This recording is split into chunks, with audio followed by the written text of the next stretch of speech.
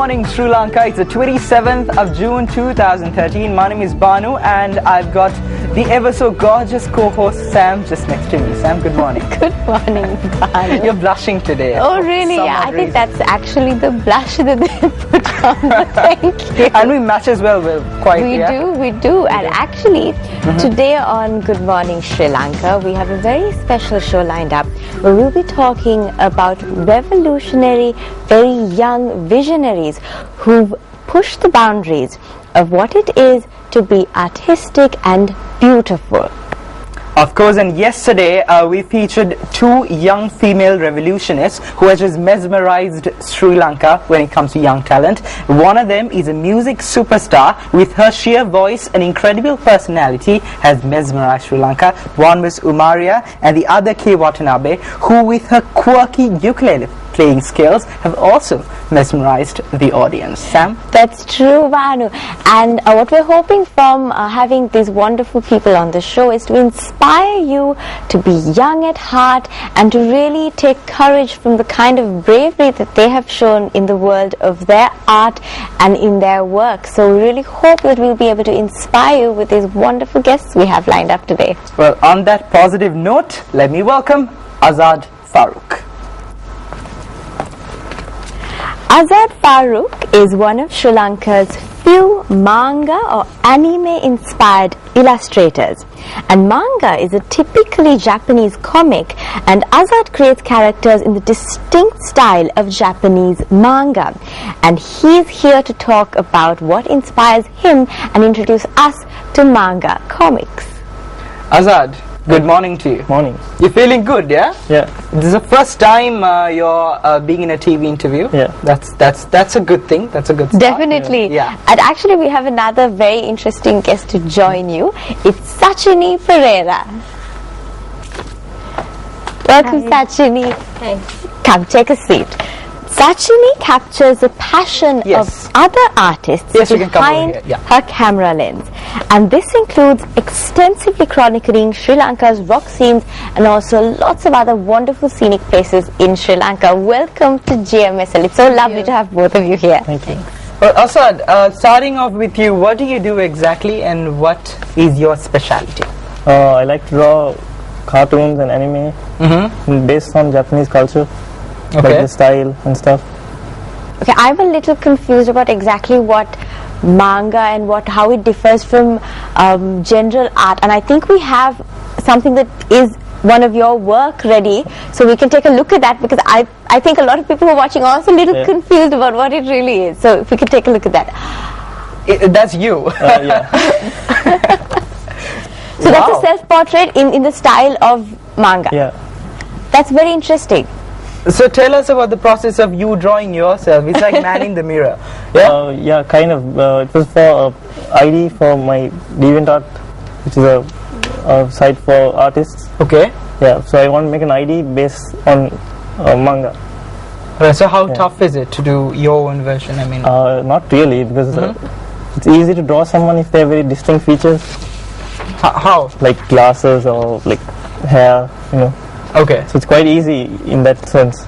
We have to have a session afterwards, Sam. About we have to, because I'm exactly how is manga different from normal drawing? Like you have the cartoons and the comics that you have in the DC comics, and then you have the manga. I don't see the difference. Japanese manga and anime differ because they are more feminine.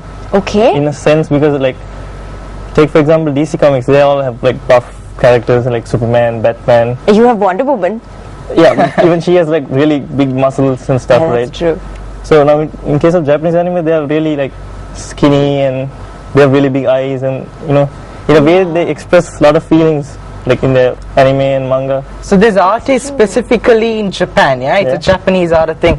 What inspired you as a Sri Lankan boy, as a Sri Lankan teenager, to learn about this as an art? When I was schooling, I used to draw these normal cartoons. Okay. Based on like normal stuff like SpongeBob and similar stuff. One of my friends introduced me to anime.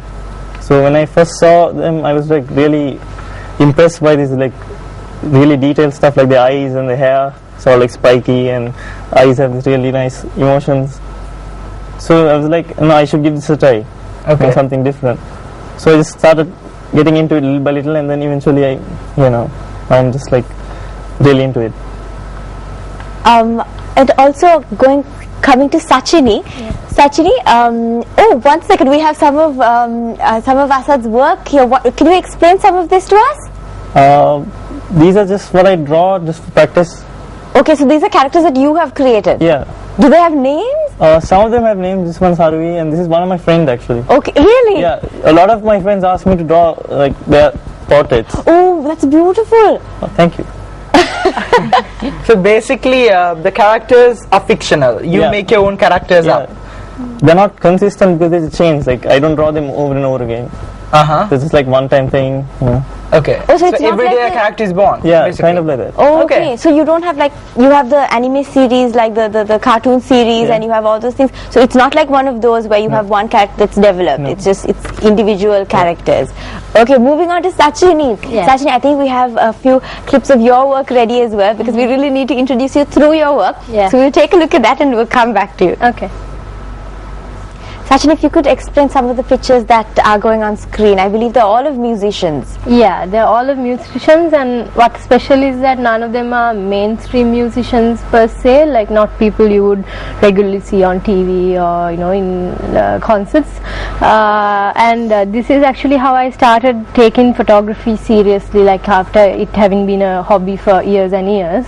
Like most of them are my friends, like a lot of them. So when I used to go for these gigs, especially the rock and heavy metal gigs, I used to just play around with a small point and shoot camera I had, and then I started getting good feedback for the pictures Is there I a took. preference for rock over other genres of music for you? Rock, heavy metal, and then jazz, fusion, those are the kind of music I like. I mean, I started going because that's the kind of music I loved. Is there any specific reason for that? I don't know, why do you like in particular types of music? It's just the kind of person you are, I suppose. Yeah. So And all your pictures, Sachin, I've noticed there are different angles that you've taken, things that people don't usually see. yeah. Why is that?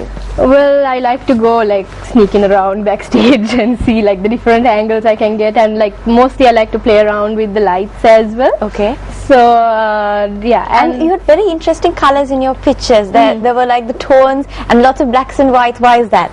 Well, I like black and white as well, and I think it can bring a certain emotion to the picture that color sometimes can't, with all the glaring lights and all.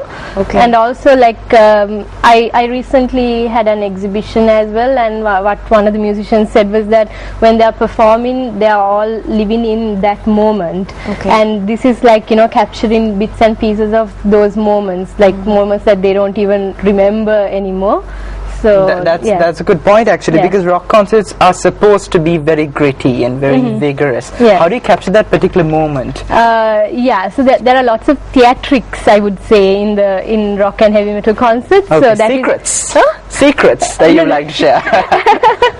So, once you start going for these gigs and once you know the music, for an example, in certain songs, when Stigmata plays certain songs, I know exactly when they're going to jump. I mean, anyone who regularly goes for the gigs knows when they're going to jump, and that's when I wait for So my you shot. particularly wait for that moment? And then you click, Sometimes is it? I wait for it, and sometimes it's luck as well, because they move Okay. around so You've fast. never asked any of these musicians to sort of just pose for you. No. So never portrait shots of proper posing. Let's have you stand just like that. No, these are all from live performances. So my principle is not to get in the way of their performance. So I don't use flash, or I try not to disturb them as much as possible. And so because of that, it's all taken candidly. So, I yeah. see. Yeah. Azad, coming back to you and anime. Now tell us, what is it like you're all the way in Sri Lanka, Yeah. an anime generated in Japan. So how come, that's a big distance, how come there's a young boy in Sri Lanka who's so influenced by anime? When I was schooling, like I said, my friend introduced me to it. So he was influenced by it as well. So he was like, check this out. So I started watching, and then I got really into it. So then, I suppose I just got attracted to their style and difference, and I started What's the attraction? What's so appealing about Japanese culture and about the comics in Japan? I think it shows more emotion than normal comics and stuff with the eyes and the expressions and stuff. The storylines are like really deep. Okay, Yeah. and we're talking about the manga technique, and unlike a normal cartoon, you kind of read from right to left, and I Right. think that's the only characteristic that you really find different. Yeah, and little things like the speech bubbles are different. The speech bubbles emphasize their emotions. Like if they are Really? really How is that? angry, if they're really angry, the speech bubbles will be kind of like jagged and kind of stuck. Wow. Yeah. Okay, any other emotions they want to talk about? No, and they have like these weird, funny expressions that are not like common in normal cartoons. That's true, they have those faces. Yeah. There's like the angry face and Yeah. the sad face and the confused face that are really funny. Yeah. So that it's generally really like funny to watch. I see. And also like from what I've heard, there's a quite strong following of a small group of people for like anime like Bleach and One Yeah. Piece and all these other things. Could you tell us a little bit about this? And I've heard that the stories are very like steeped in like mythology Yeah. and legend. Yeah. For example, Bleach is about soul slaying and stuff like that. Like Dream Reapers, Okay. but they're just a lot cooler. Okay. Stuff like that. They Alright. take like basic things, just make them a lot cooler. Like Naruto is about ninjas, and they're just way cooler than how they're supposed to be. So what would your ultimate dream be? To be an artist for one of these big productions, or Probably that would be a nice thing. would you like to create your own Sri Lankan version of like anime? That's kind of what I have in mind. You know, like starting something new for Sri Lankan anime. And once you do that, come back to Good Morning Sri Lanka. Yeah, you can do a special with new edition on it. characters. Exactly. Sachini, of course, Sachini, what is your ultimate goal? If you could see in the future, what is the final destination? I really can't tell at the moment, because apart from photography, I also I'm a social activist as well. I work for a women's organization, and then I'm a writer, and I've been a journalist, and even my photography goes beyond music photography. So I do a lot of photojournalism and travel photography, things like that. So I like to dabble in a lot of different things. So and like sometimes it all comes together as well. So it's just interesting, and I'm just looking at how it goes. Just one last question before we have to go in for a break. Yeah. This is for both of you. Now I understand that social media has been very pivotal in both of you putting your work out there and exposing it to the world. If both of you could tell me how social media has really been influential and how you used it to your best advantage. Asad, you first? When I first started drawing, I used to upload them on Facebook. Okay. But you know, when I used to upload, I didn't used to color them. Okay, so my friends started saying like, you know, why don't you start coloring? These are really nice. So you know, I started getting into that. So eventually I learned by myself, you know, like how to color using softwares and stuff, and then I used to upload them day by day and get feedback. Some of them would give a really good, strong feedback. Some would just say, oh, it's nice. So that kind of pushed me forward. I see. Sachini, you? Yeah, it's something similar. I also used to like upload pictures to my Facebook, and then I realized that there were more and more people, like people I wasn't friends with, who wanted to see what I was taking photographs of. And then I started like because the feedback you receive is not always constructive criticism as well, so I started looking into sites like Flickr as well, where you at least used to have professional photographers giving their opinions and things like that. So that was what I did. And also because I used to I still do combine my photography with a lot of writing as well. So I have blogged for like about 8 years now. So now I actually blog under my actual name. So there also I maintain a portfolio of my writing and my photography. So it has been very, very beneficial. I see. Yeah. Thank you so much for everything that both of you shared with us. We have to go in for a short commercial break, but when we come back we have another very special guest lined up. We'll see you on the other side.